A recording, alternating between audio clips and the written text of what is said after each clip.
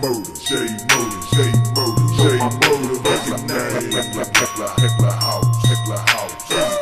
Oh.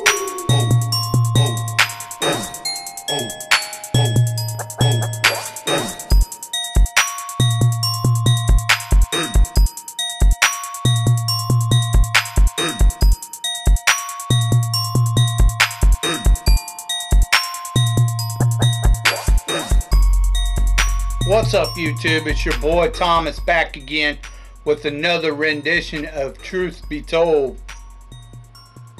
There wasn't anything going on in the news. Same shit. I ain't seen anything really new. Except for a lot of the AGs from different states are now suing New York for going after Trump. So, other than that, that's the only thing new going on. Excuse me. Wanted to talk to you about, I just got done not too long ago watching, the second season of Freddy's Nightmares. Season 2. Like season 1, you basically had like 2 stories in one episode. It's an anthology series. Every episode is different. It's a different story. However, there's 2 stories in the episode.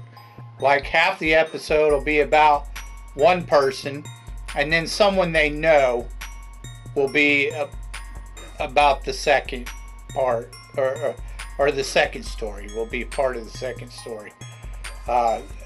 It's not necessarily someone they know really well. It could just be someone like, a waitress came in and did something for them, took their order or something.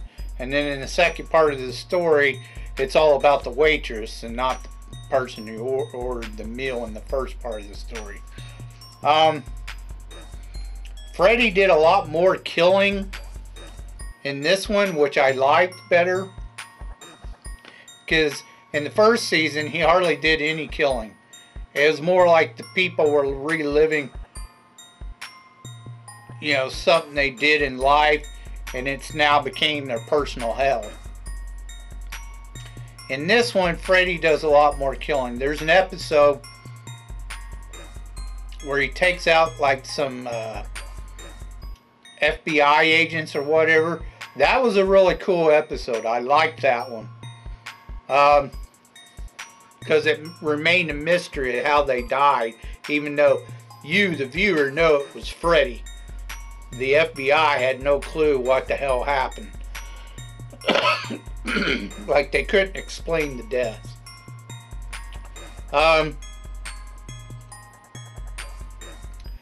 You had a lot more knowable actors in this season. Recognizable, people that, it's more decent actors than in season 1.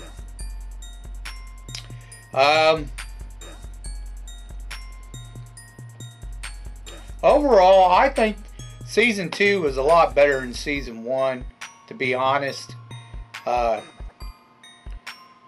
They should have opened up like with season 2, like they did season 2 and season 1, but they didn't do it. But for whatever reason, they canceled the show. I think they should have done it more where Freddy was doing all the killing. They shouldn't have had like a bunch of adults in there, because his stick is killing all the teenagers.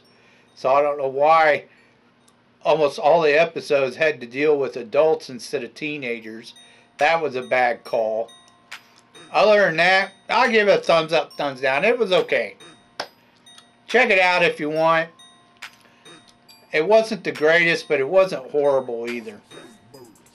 Okay, I'm going to give you an update now. I finished watching I've been binge watching that Alone show from the History Channel, where they're supposed to go out, you know, like several of them, I think like 10 of them go out and they try to survive alone in the wilderness. You know, last one standing wins like $500,000 or some shit like that.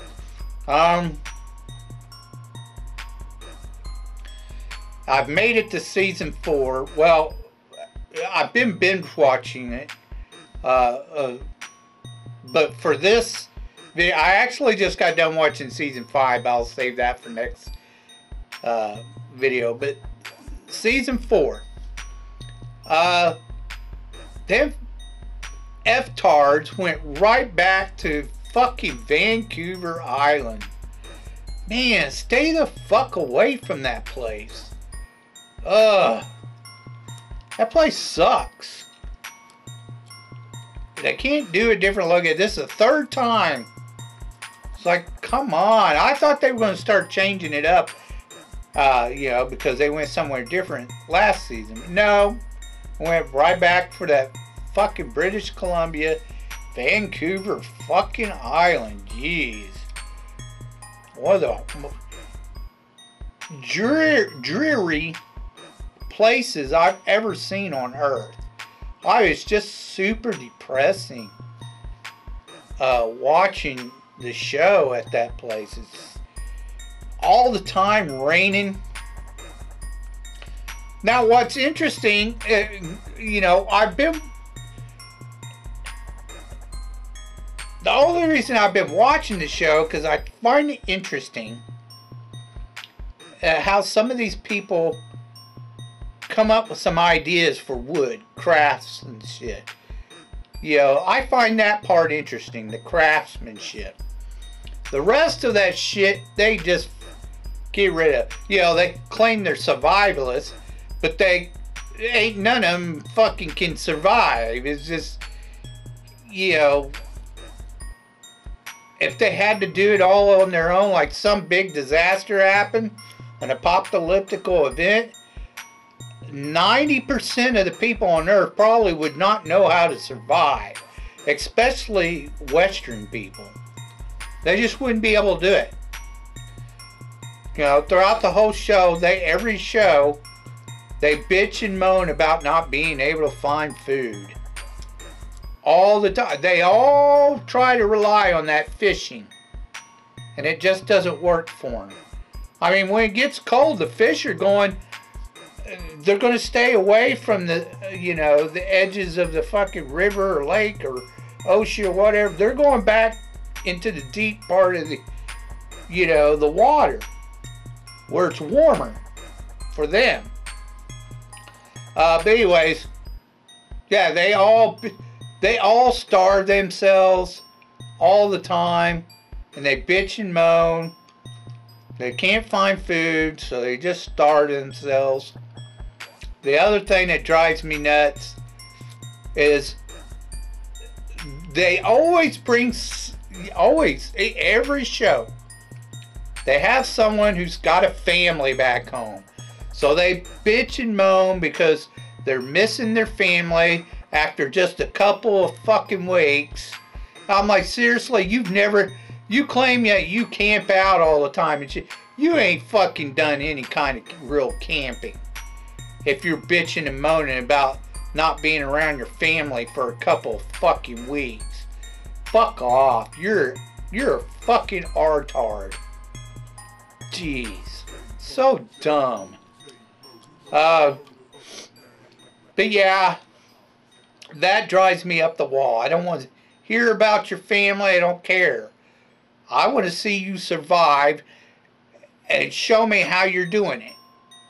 I don't care about your, you know, oh, I got this sob story to tell. No, fuck off. I don't need to hear that shit. Anyways. Yeah, so they changed it. It's not, the 4th season really you can't call alone because they bring in 7 teams. One was a couple. a married couple. 2 was father and son. And then the rest were brothers. And they had one that would hitchhike. Or not, sorry. Fucking hitchhike. They had to hike like 10 miles through rough terrain to get to their partner. Their partner would set up camp, at least a temporary camp. But the hiker, they had to go through all that crap just to get to him, like the wet trees and the terrain. They got to go up hills and whatever. They had it rough. And one thing, if you've watched the show and you saw the first couple seasons, you know not to step on them damn logs because they're like mush. They're so soaked through. You step in them and they're just, your foot's going to go right through it and you're probably going to end up hurting yourself. Well, one of them did it like an idiot. He went and stepped on one and nearly broke his freaking ankle. He twisted it. And I've had really bad twisted ankles. And the best way to take care of it is just walk it off. Yeah, you're going to be bruised and sore for a couple of days. But if you walk it off, eventually it's not going to hurt anymore. It's going to start healing up. But no, this guy's like, I got to tap out. So him and his brother had to leave. His brother was like halfway to him. So they got booted off. And then one of the son and father teams, the son was like 19 years old and he was just like, oh, I'm done. I don't want to do this. It looks terrible. I don't like this place. Get me out of here. He wussed out like a big puss. So they took them out. And then another brother team, one guy nearly broke his back because he slipped and fell. So they had to get them out of there. So you already had like 3 teams right off the bat. Bam, gone. Now I was rooting for the couple, the married couple, because they were kicking butt at first. It just, she built a pretty good temporary shelter for him while he was hiking to her. I was like, okay, she definitely knows how to do some camping. She's got camping skills. But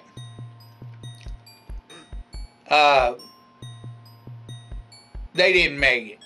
I'll just put it that way. It kind of sucked, but I was actually rooting for them. But they didn't make it. They came up with some they even built a cabin out there and everything. It was pretty decent. But yeah, they didn't make it. They just starved themselves to death. And then the woman's all like, I can't keep starving myself. I gotta go. I can't take it no more. There's no fish. Blah, blah, blah. They were relying on fish. Like all of them do. They all rely on fish. Yeah, they catch some mice every now and then on the show, but it's mainly fish. Like, they don't do any big game hunting whatsoever. They might catch a bird or something every now and then, but they don't go after animals. It's always freaking fish. It's like, come on. You gotta hunt for something else other than fish. It's not gonna work. It's not gonna sustain you. But anyways, you had a couple of brothers who won the show. I really didn't care for them because they just whined and bitched and moaned the whole time they were on the show.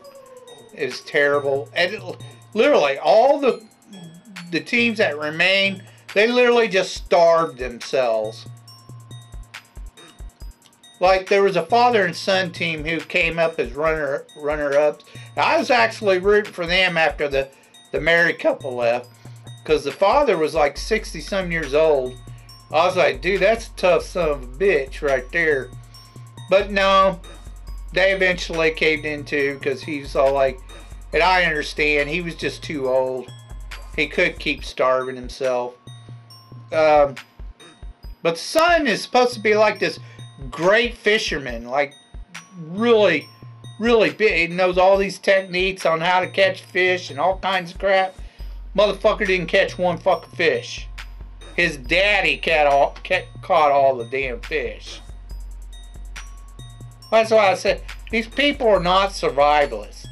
These people go out and they camp in their backyard for a day or two and then come back home.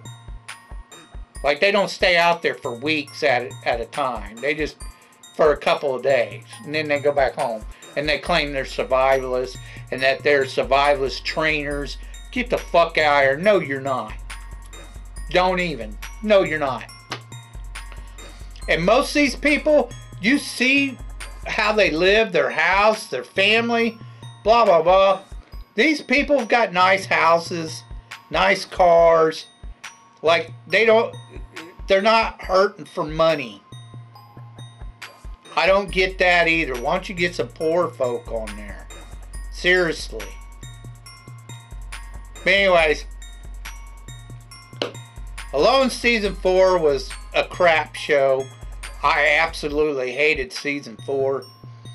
I'll tell you about Season 5 next video. Let's get on, Season 4. Terrible, terrible, terrible. Let's get on to your B-movie reviews.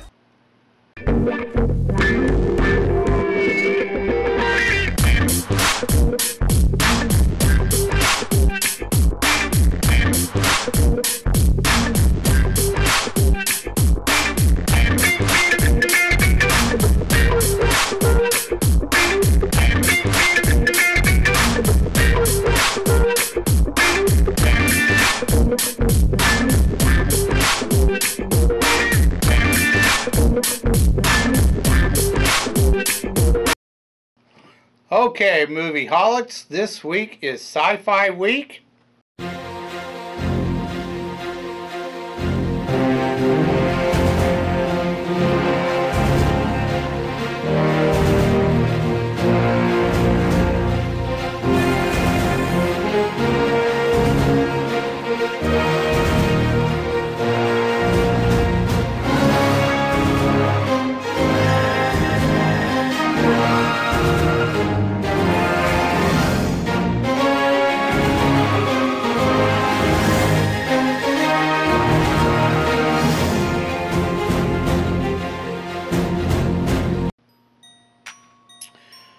We chose this round to do a couple of sci-fis from the 80s.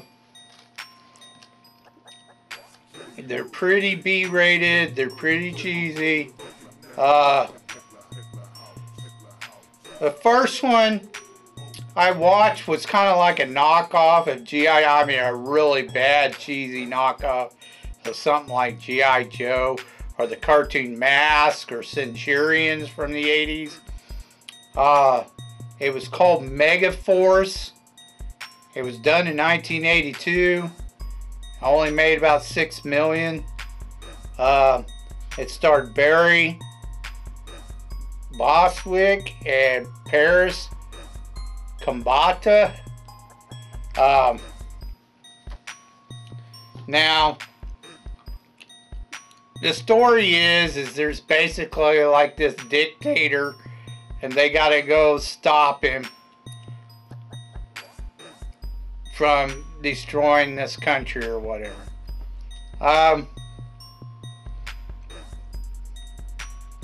The movie made like no sense. It literally didn't.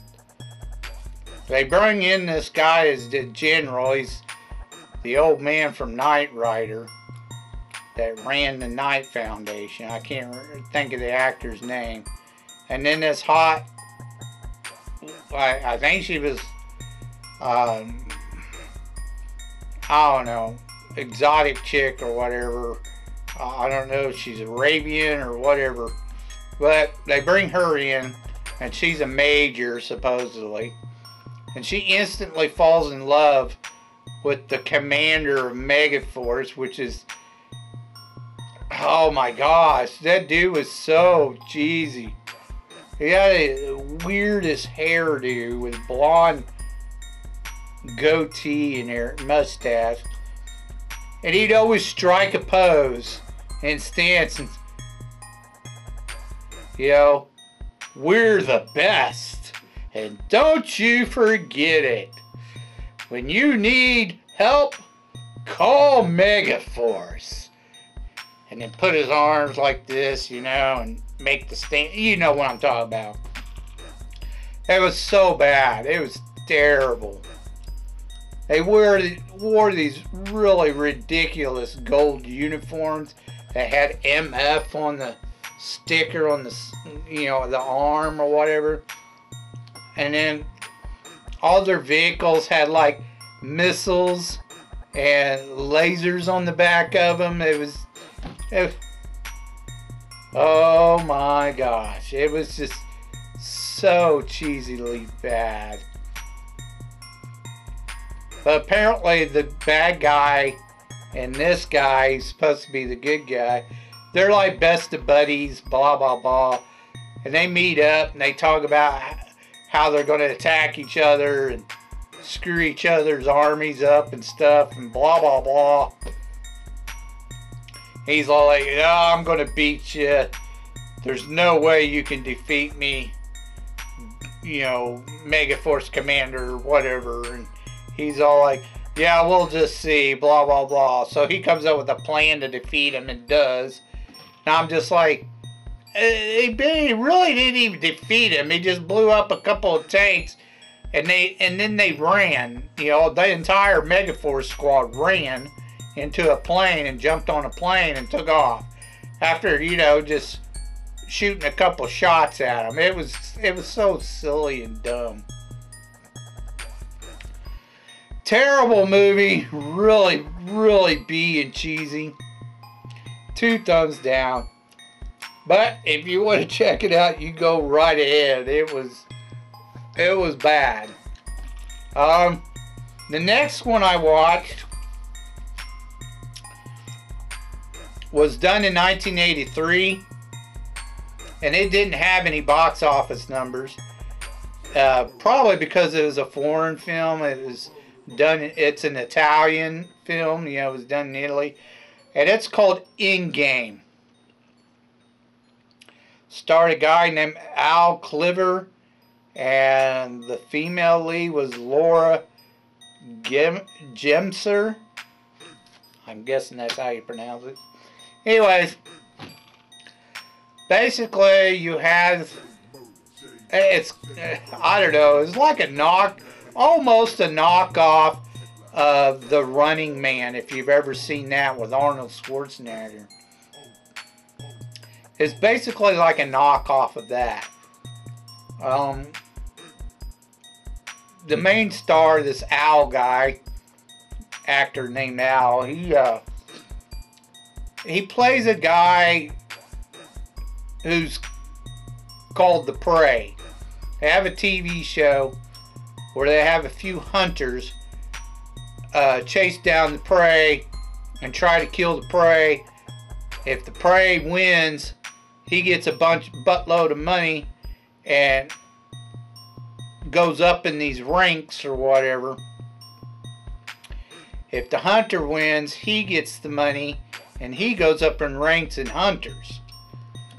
So they send like a few hunters after him.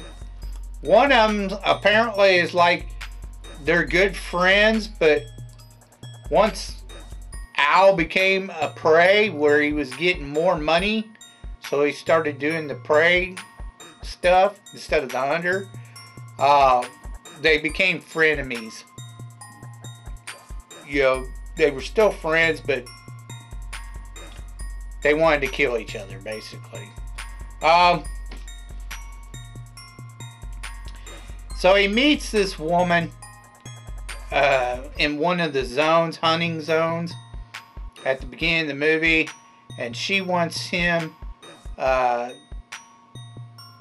to help her smuggle out some mutants out of the city and to another place or whatever where they could live without being hunted.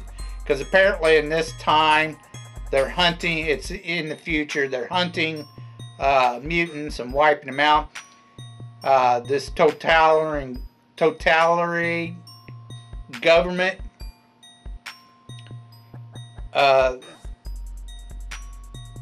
they want to kill all the mutants because they apparently have some type of powers or whatever. Like, she's got telepathy. I think most of the mutants do. But there's a boy who can do all kinds of stuff. He's got like telekinesis and other stuff or whatever going on. So it's understandable why they're afraid of him. But at the same time, I don't know, it's kind of like an evolution thing or whatever. So he agrees to help her and smuggle some mutants out of the city into a better place so they can live in peace, supposedly. But the government wants to kill them off and chases them around. He finds some mercenaries to help him out. They run across a couple gangs, a mutant gang, and the mutants outside the city, like, they're de-evolving, like half animal, half human hybrids. But they eventually get him to the location. The totalitarian government shows up, tries to wipe him out. It doesn't work. The boy screws him up. And then, you know, they leave. And at the very end, the frenemies, you know, they're friends, but they're also enemies. It shows them start to go at it, and that's the end of the movie. I was like, oh, we don't even get to see the last fight. That's okay. Whatever. But is the movie any good? It's pretty cheesy. But it was okay for what it was, even though it was really cheesy. The Italian films did the Italians did a lot of knockoffs in the 80s, especially with the Mad Max crap. There was a crap ton of knockoffs from Italy. The movie wasn't horrible, it was watchable, but it was pretty cheesy. Now,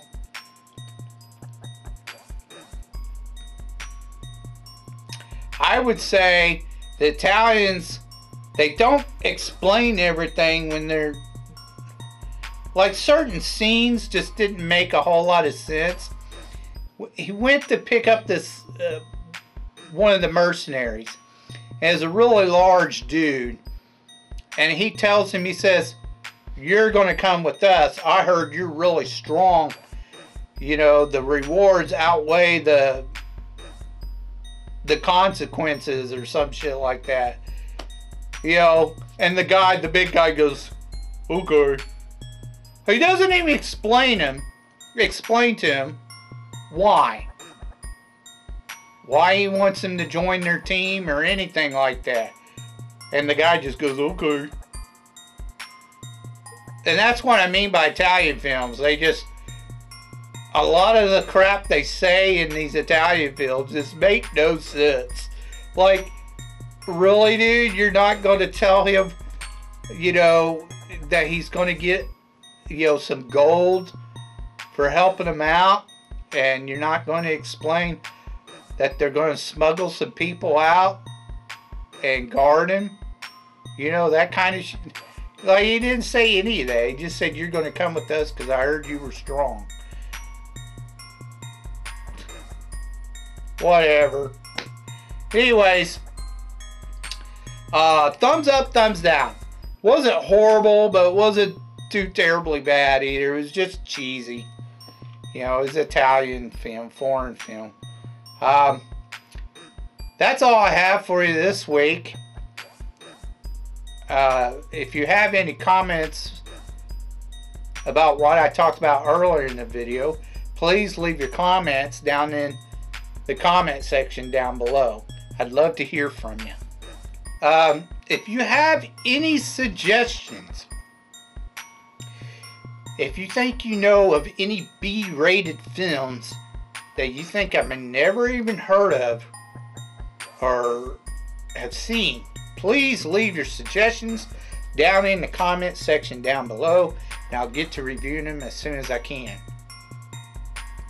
So until next time, I told you you'd be told the truth, and you just been told.